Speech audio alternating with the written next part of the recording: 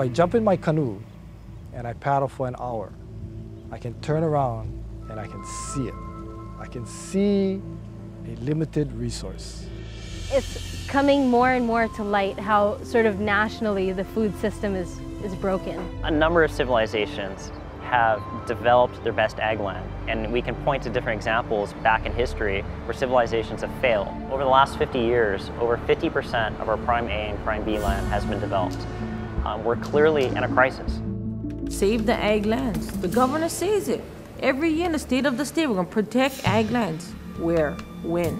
Access to land and water is going to be one of the biggest challenges because land is not valuable in farming. It's more valuable in taking ag to land and putting $1 million houses on them. The concern is when push comes to shove, do we irrigate the food crops and forget about the non-food crops?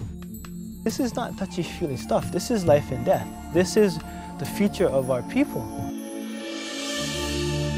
Through the personal stories of those on the front line comes a new film that explores the most critical issues facing Hawaii and the world. If we want to be sustainable, we need to watch where our water is going. You're taking water away from growing food. We got to get serious. Tell the state legislature, come on, open up lands. Make lands available. You know, right now there's 2 or 3 farmers that would want to get in, but there's no land available. If we're cut off from the mainland, our food supply, we're in big trouble. We're in big, big trouble. If we're in for an extended period of time, we will not be able to feed our people. You read the paper every day and you're just inundated with these things that just make you feel like overwhelmed. But to have places where you can come and say, well, this may be the case there and this may be, but here, we're going to do something. Journey with the heroes who are finding solutions, from innovative farmers, both large and small, to food distributors, ranchers and educators who are growing new ideas that can help restore Hawaii's long tradition of self-sufficiency.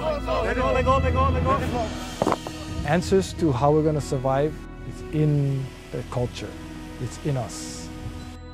We challenged ourselves and we said, oh, let's grow it organically. Let's just try, you know? You start with one patch at a time. Stop spraying one patch. Stop giving the chemical fertilizer one patch at a time. This is the time to do what I'm doing, and what a lot of the other farmers are doing is just going for value-added products. People are just going to have to call them. So you know what? I want local. And just over and over, I want local, and people probably don't realize how powerful their voices are. It's up to the consumer to support that, to say, yes, I'd rather buy produce grown in Hawaii. I don't think it's too late to save this industry. There seems to be enough water and land here to feed our people.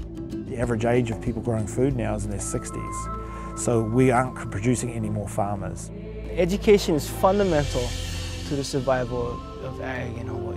It should be on the top of our list as a state and what we're supporting. We need to be creating and generating a new generation of people who are passionate about agriculture. Through participation in this program, young children can see that farming is a really great occupation. You're supplying food to your whole community, something that's very important for our islands, for our whole state.